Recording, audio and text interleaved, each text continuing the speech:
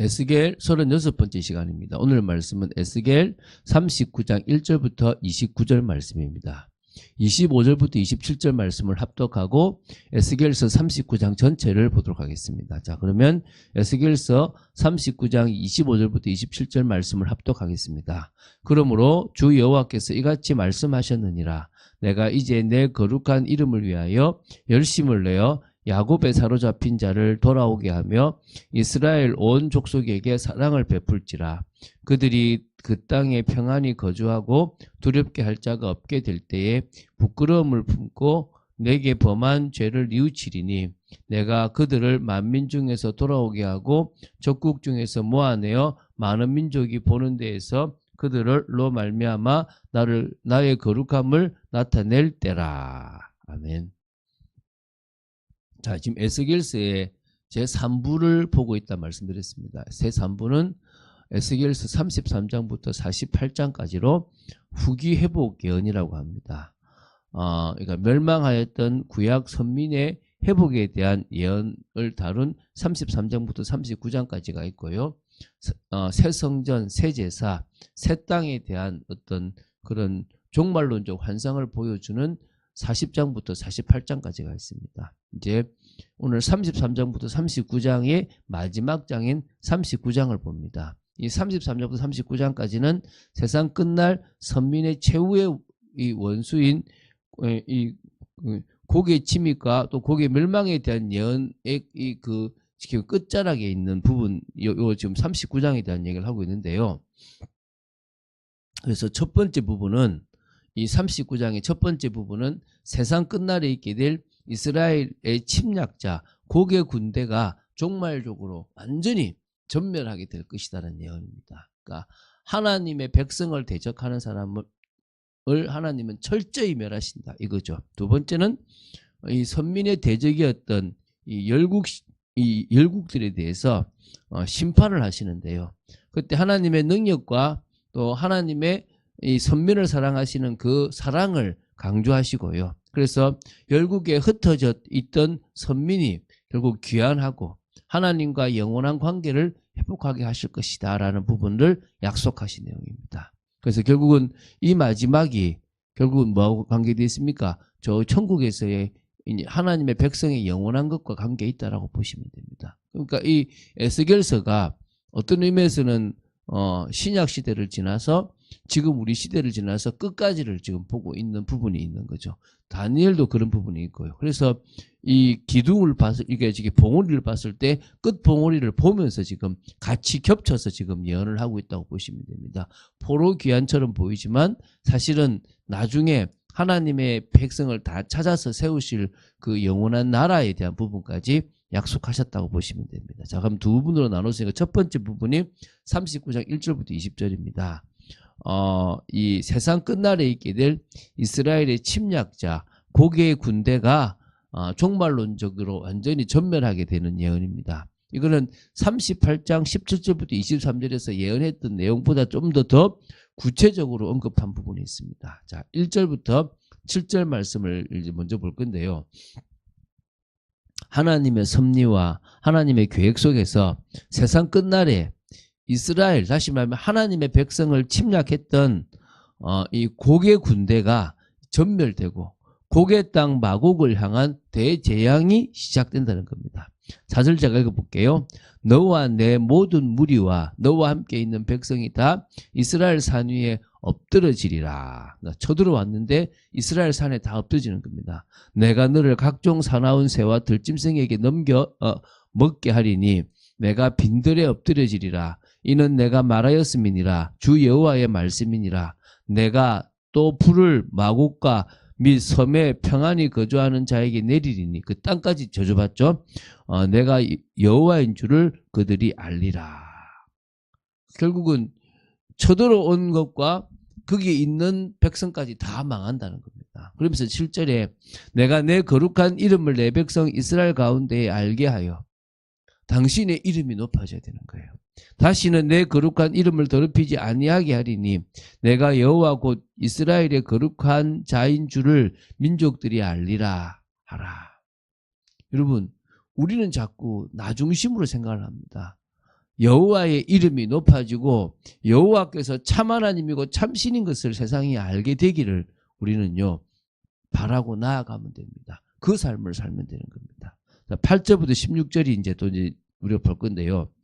이스라엘 백성들이 7년간이나 그것도 이제 화목 이렇게 불을 떼는 것으로 사용할 수 있을 정도로 많은 병기들을 수거한다는 거예요. 그러니까 그걸 태울 정도로 얼마나 많은 7년 동안 그거를 태울 정도로 그 조그마한 나라잖아요. 거기에 쳐들어온 적이 얼마나 많았는지 그들이 가지고 온 병기를요 태울 정도로 그 정도로 많다면 7년이나 그리고 그 군대의 시장에 그 시신을 매장하는 것이 7개월간이나 걸릴 정도로 많다는 거예요. 그래서 그 시신 매장을 통해서 이스라엘 땅을 다시 정결케 하시겠다라고 약속하신 거예요. 사실 이 예언은요 상상하기 어려울 정도의 많은 곡의 군대가 하나님의 심판으로 말미암아 몰살을 당할 것이다라는 것을 보여줍니다. 그래서 11절에 보면 이렇게 나와요. 여기 보면은 그날에 내가 곡을 위하여 이스라엘 땅 곧 바다 동쪽 사람이 통행하는 골짜기를 매장지로 줄이니 이게 지금 이 바다가 사해거든요. 사해 동편에 사람들이 통행하던 골짜기가 있는데 그 군대의 이 시신 매장지로 정했다는 겁니다. 그 군대의 시신이 얼마나 많았든지 그 골짜기가 막혀서 사람들의 통행이 불가능할 정도가 된다는 겁니다. 그래서 이제 16절에 성읍의 이름이 하모나라 군중 이런 이름이거든요. 아예 쌓였다는 거예요. 그래서 그들이 이같이 그 땅을 정결하게 하리라. 다 묶어요. 정결하게 이제 하나님이 이제 구별했다라고 한다 이 말입니다. 깨끗하게 했다고. 17절부터 20절에는요. 이 야생의 각종 새와 들의 짐승을 향해 이제 말씀하라고 그러니까 말하라고 이제 말씀하셨어요. 17절이죠. 주 여호와께서 이같이 말씀하셨느니라 너 인자야 너는 각종 새와 들의 각종 짐승에게 이르기를 너희는 모여오라 내가 너희를 위한 잔치 곧 이스라엘 산 위에 예비한 큰 잔치로 너희는 사방에서 모여 살을 먹으며 피를 마실지라. 그 곡에 그 군사들을요 뜯어먹게끔 하려고 지금 그렇게 얘기하는 거예요. 그 잔치를 지금 벌인다는 거예요. 이 표현이 그거죠. 그러니까 매장하기 전에 어떤 일이 벌어진다고요?